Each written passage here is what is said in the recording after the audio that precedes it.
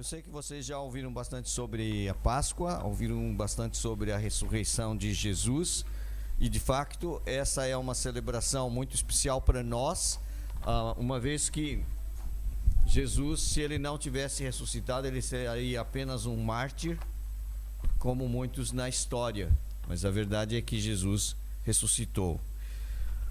Sabe que se Jesus não tivesse ressuscitado, Jesus seria talvez a maior frustração para todas as pessoas.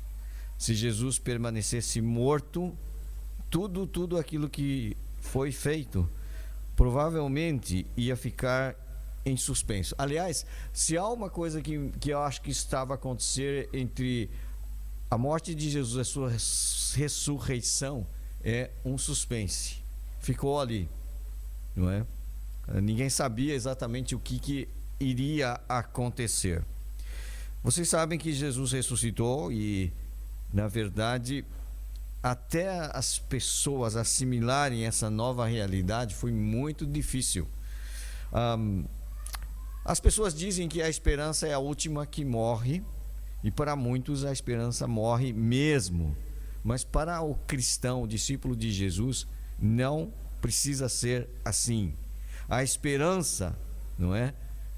Do cristão, ela não morre. Se ela estiver firmada na pessoa certa e com a compreensão adequada, a esperança do cristão não morre.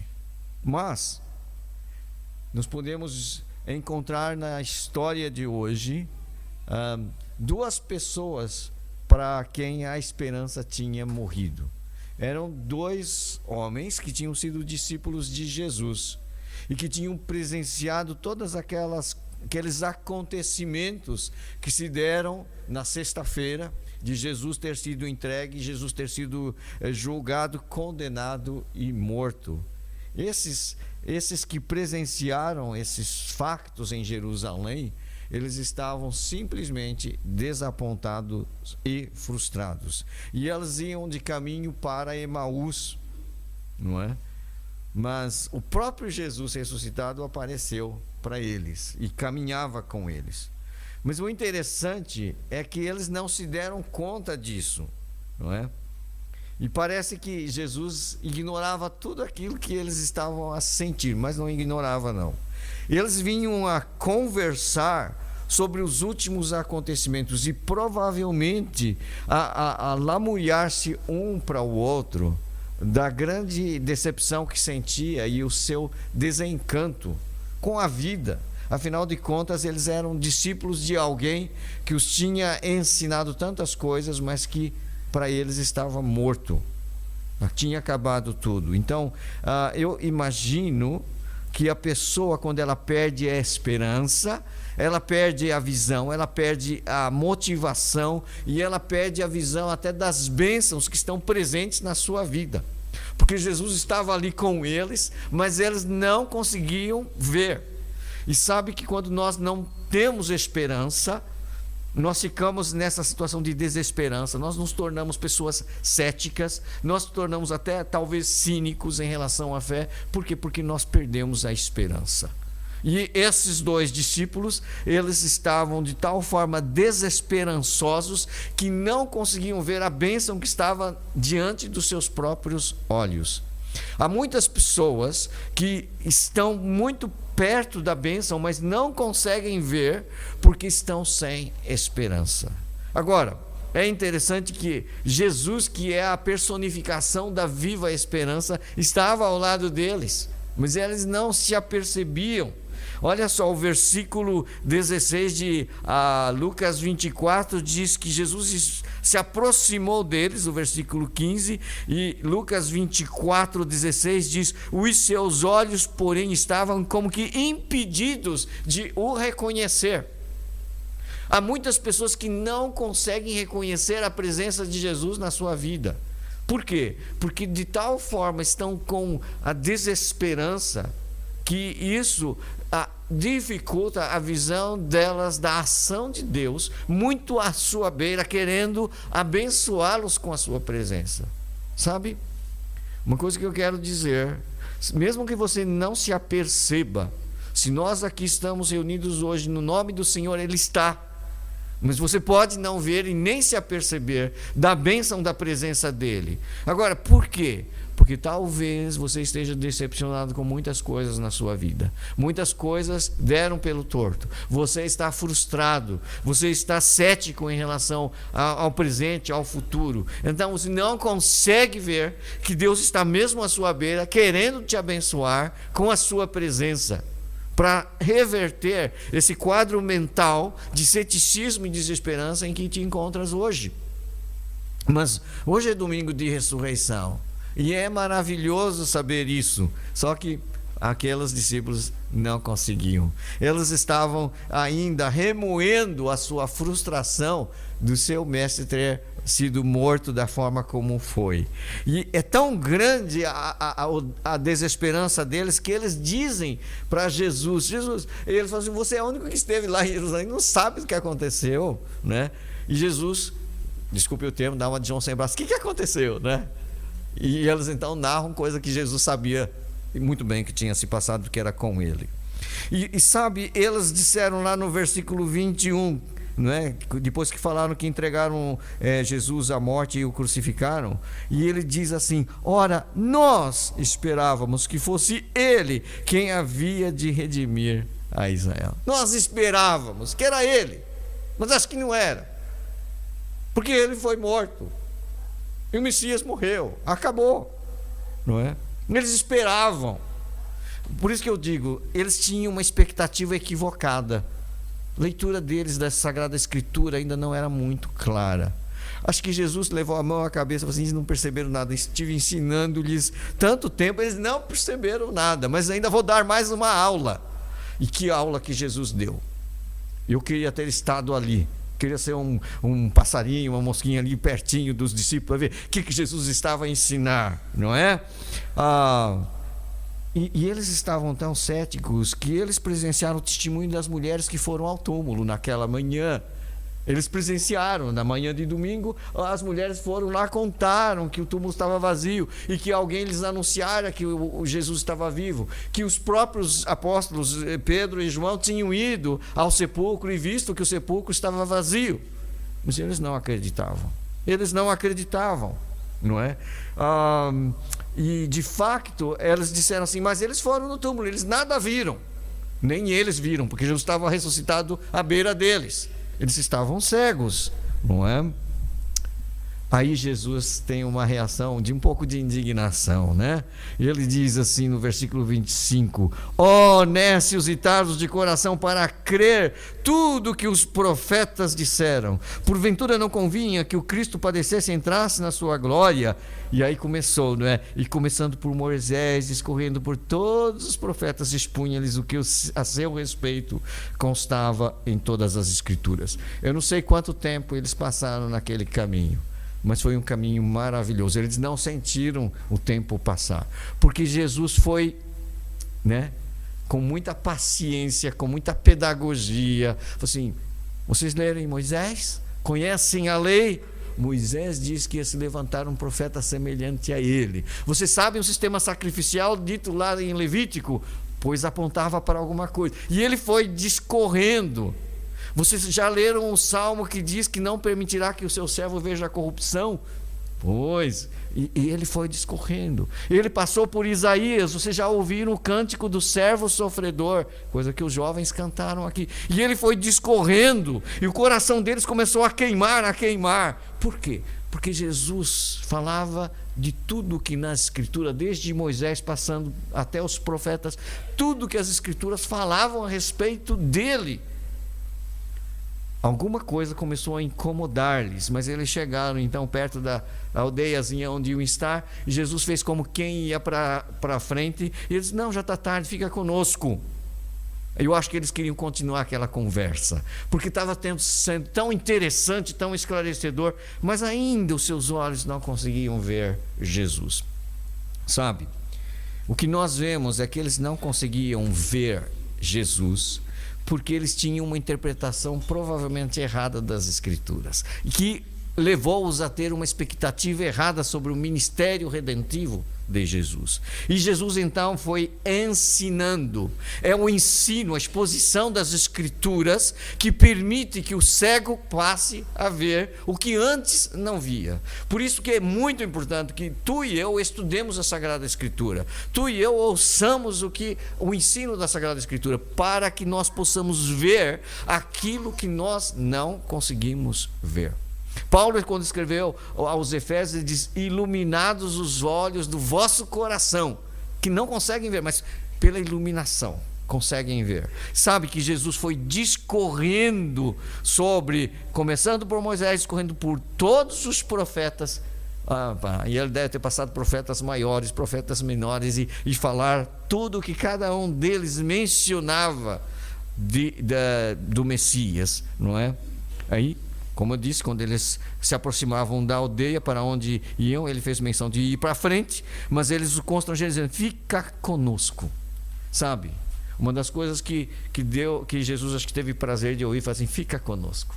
E Jesus tem prazer em ficar conosco para nos ensinar, para que nós possamos desfrutar da sua companhia. Eles não percebiam que era Jesus, mas Jesus tem uma forma muito especial de se manifestar para ele. Olha só. E aí, eles vão lá e chega a hora da refeição. Versículo 30 diz que aconteceu que quando estavam à mesa, Jesus faz uma coisa que acho que só eles fazia como ele.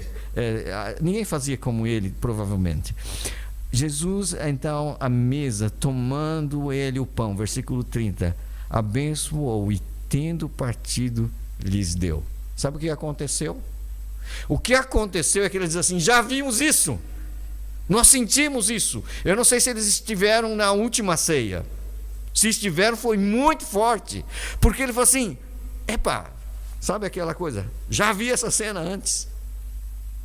E os olhos deles se abriram. É Jesus. E quando se abriram, Jesus sai da presença deles. Aí, o que eles dizem? Porventura, versículo 32, não nos ardia o coração quando ele pelos caminhos nos falava, quando nos expunha as Escrituras. Sabe? Quando nós estudamos a Sagrada Escritura, Deus fala ao nosso coração arde. Isso é maravilhoso. É porque Ele está a falar conosco. Mas Jesus quer que você se aperceba que Ele está mesmo à sua beira. E foi no partir do pão. Eu acho que aquele momento foi tão especial. E você sabe que todas as vezes que celebramos a ceia do Senhor, nós invocamos a presença dEle. E sabe que aqueles discípulos sentiram: Jesus está aqui. E Jesus se ausentou e eles voltaram então para Jerusalém, onde já anunciam que Jesus ressuscitou, que apareceu inclusive a Simão. E eles contaram então da sua experiência. E no versículo 36 diz que falavam ainda estas coisas quando Jesus apareceu no meio deles e lhes disse: paz seja convosco. Sabe, o coração estava perturbado, o coração estava confuso, mas Jesus veio trazer paz. E Jesus quer trazer hoje, nessa Páscoa, paz ao seu coração. Eu não sei como que está o teu coração, mas Ele quer trazer paz, a paz da presença dEle na sua vida. E sabe que eles ainda falam assim: não pode ser. Deve ser um espírito, um fantasma e tal. Jesus fala assim: não, toquem em mim.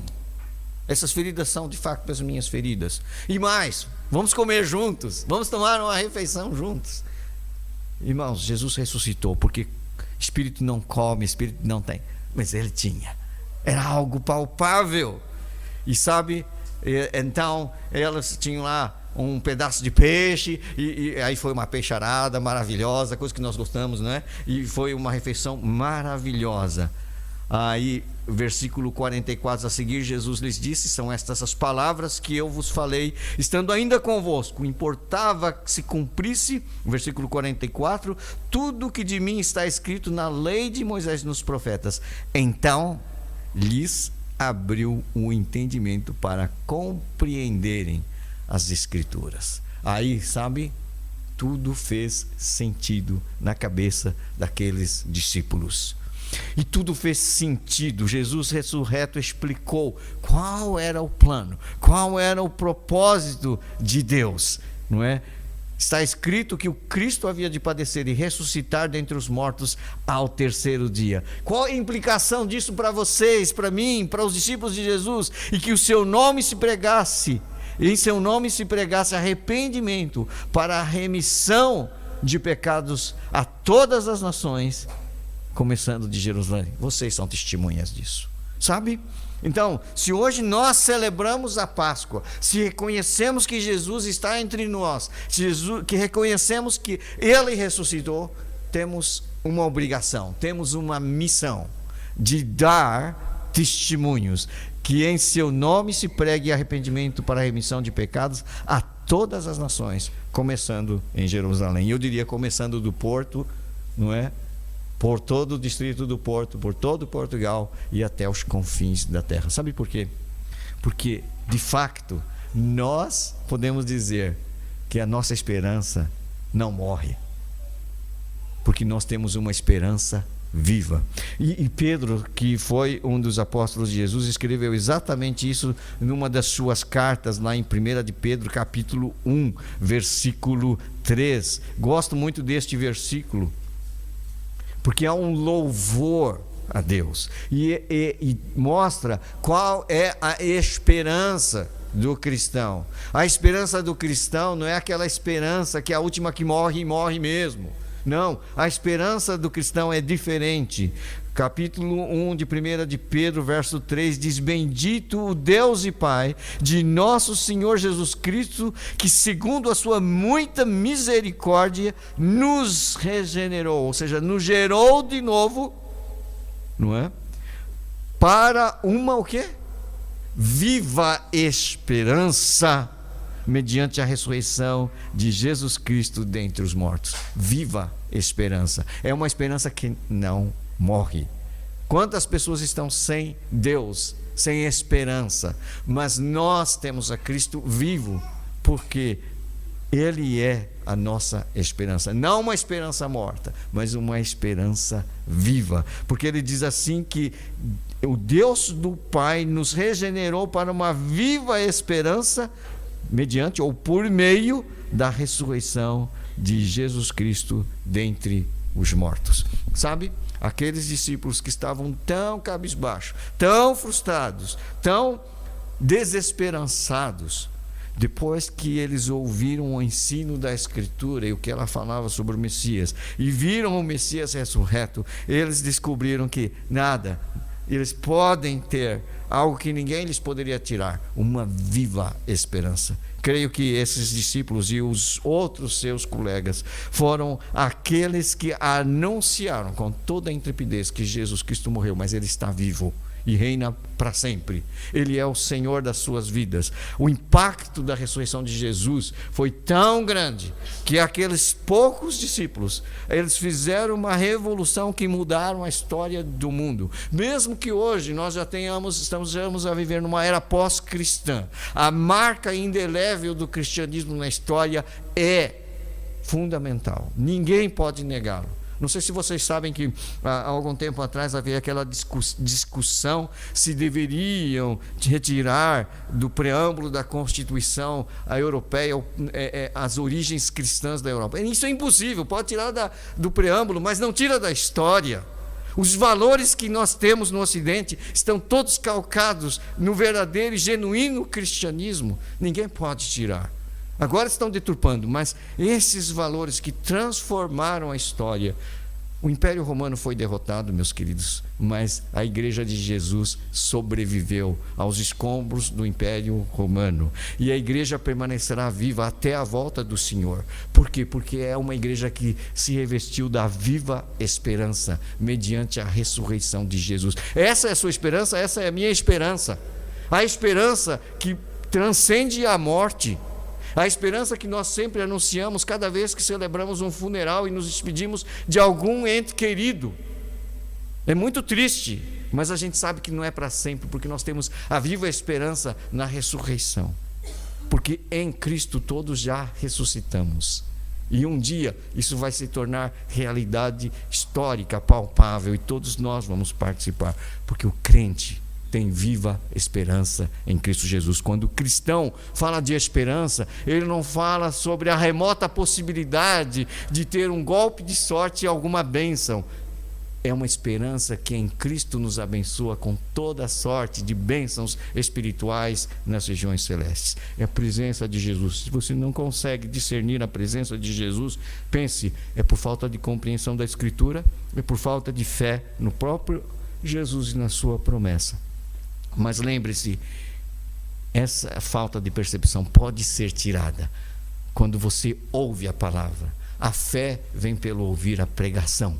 E na medida em que ouves, o Espírito vai trabalhando, seu coração vai ardendo de tal forma que quando Jesus se manifestar, fala assim: é Ele, eu quero na minha vida, fica, Senhor, comigo.